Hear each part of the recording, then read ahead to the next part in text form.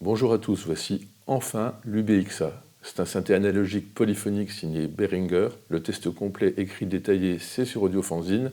Les extraits sonores, c'est en deuxième partie de vidéo. Maintenant, place à la synthèse.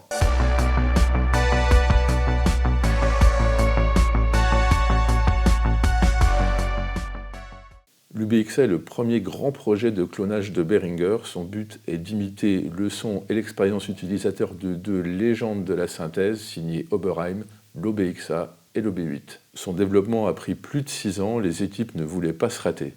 C'est un grand synthé de 105 par 35 cm pour 12 stylos. Il est polyphonique 16 voix, bitimbral et doté de véritables VCO, VCF, VCA. La prise en main est facile, on est sur une ergonomie, une fonction, un bouton, avec des commandes largement espacées et bien dimensionnées. Elles sont organisées par module, comme sur les modèles Oberheim. Par contre, l'édition via le menu ou la touche Shift n'est pas agréable. Il y a des manipulations pas toujours logiques, on se plante assez souvent quand on navigue ou quand on veut sauvegarder un programme, c'est bien dommage. On trouve toutefois les fonctions de comparaison, d'initialisation et le mode manuel, ça c'est très bien. Niveau qualité de construction, c'est du bon. Coque intégralement en métal, flanc en bois, alimentation interne, bonne résistance des potentiomètres, même s'il bouge un peu sur leur axe, interrupteur franc, mais la connectique n'est hélas pas vissée. L'écran LCD rouge sur fond rouge est insupportable, ils auraient pu mettre un OLED. Le clavier de 5 octaves à touche semi-lestée est sensible à la vélocité et à la pression polyphonique. Les claviers de Behringer s'améliorent régulièrement, mais les touches blanches sont encore un peu spongieuses et les touches noires sont plus dures. Les deux leviers à ressort fonctionnent en inversion de 180 degrés comme chez Oberheim, mais on peut inverser l'inversion pour retrouver un usage plus classique. Au plan connectique, tout se passe à l'arrière gauche. Borne secteur à 3 broches, prise USB-B class compliant pour le MIDI, les CC NRPN par canal en émission-réception, le MPE, la gestion mémoire par 6X et les mises à jour du système. Trio MIDI DIN, 2 entrées pour pédale continue, vibrato et filtre, 3 entrées pour pédale interrupteur, sustain, avance des programmes, hold, et 4 sorties audio, gauche, mono, droite, casque, comme chez Oberheim. Les sorties lignes sont symétriques, merci. À l'intérieur, il y a beaucoup de vide, l'électronique est regroupée sur 2 petites cartes. On reconnaît 32 VCO V3340 et 32 VCF V3320 collés contre l'alimentation et le petit ventilateur dont le fonctionnement est très discret et commutable. Parlons maintenant du son. En mémoire, on a 512 programmes simples organisés en 4 banques, 35 splits et 35 doubles, alors on aurait aimé un peu plus de splits et de doubles. Les banques d'usine sont très hétérogènes et plutôt décevantes, ça c'est une question de goût, par contre on peut rapidement se faire les sons qu'on aime parce que le synthé est très simple. On retrouve le grain soyeux Oberheim avec ses médiums typiques très agréables. Les PWM font merveille sur les cordes, les cuivres ont ce lustre typique et les portamentos polyphoniques sont vraiment spectaculaires. Enfin, les enveloppes rapides permettent des basses solides, mieux que sur les originaux d'ailleurs. Alors qu'en est-il en comparaison avec les modèles vintage? L'UBXA est très proche, mais il manque ce petit côté magique inexplicable, mais pourtant bien réel, ce petit truc qui déclenche l'émotion. Il s'en sort très bien, mais ce n'est pas parfait. Allez, passons maintenant à la synthèse. On peut jouer des programmes simples de 16 voix, des splits de 8 plus 8 voix et des doubles de 2 x 8 voix avec balance programmable entre les 2 couches. Par voix, on a 2 VCO, un VCF, un VCA stéréo et 2 enveloppes numériques. Les voix peuvent être jouées en polyphonie ou à l'unisson, avec différentes priorités de notes. On peut choisir le nombre de voix empilées et les désaccorder. Parlons des VCO. Chacun est capable de produire une onde en dents de scie, une impulsion variable ou un triangle. On ne peut pas empiler les 2 premières ondes, donc c'est un loopé dans l'imitation de l'OB8 qui lui le permet. On peut régler les largeurs d'impulsion en même temps ou séparément. Le premier VCO s'accorde par octave sur 4 octaves, le second par demi-ton sur 5 octaves. Il y a aussi un désaccordage fin. Le VCO1 peut synchroniser le VCO2 avec modulation de fréquence du VCO2 par l'enveloppe de VCF pour les effets métalliques caractéristiques. Au VCO s'ajoute un générateur de bruit blanc finement dosable. Au niveau du mixage des VCO, c'est comme sur les Oberheim Vintage. Marche arrêt pour le VCO1 et marche moitié arrêt pour le VCO2. On aurait aimé un vrai dosage. On trouve également un mode chords et un portamento polyphonique très spectaculaire, surtout quand on titille le mode vintage. Alors c'est quoi ce fameux mode vintage? Tous les détails sont dans le test écrit, mais en gros, c'est la possibilité d'altérer le comportement de 40 paramètres de synthèse pour simuler le comportement des machines vintage. Cela touche tous les modules, le résultat est surprenant. On peut mémoriser 8 profils vintage, mais hélas de manière globale, pas par programme. Donc on attend une amélioration sur ce point parce que changer de mode vintage transfigure littéralement le même programme. Allez, on passe au VCF. C'est un filtre passe-bas résonant 2 ou 4 pôles. Comme sur l'OBX-A, il y a un circuit VCF par mode, mais on peut en utiliser qu'un à la fois. On salue la reproduction fidèle du comportement dans chaque mode, en particulier la couleur sonore et la réponse en résonance bien différenciée. La fréquence de coupure est codée sur 16 bits, comme tous les paramètres clés de la machine. Elle peut être directement modulée par le suivi de clavier, c'est tout ou rien, le LFO principal et l'enveloppe dédiée. Le son termine sa course dans un VCA stéréo modulable doté d'une seconde enveloppe dédiée spécifique.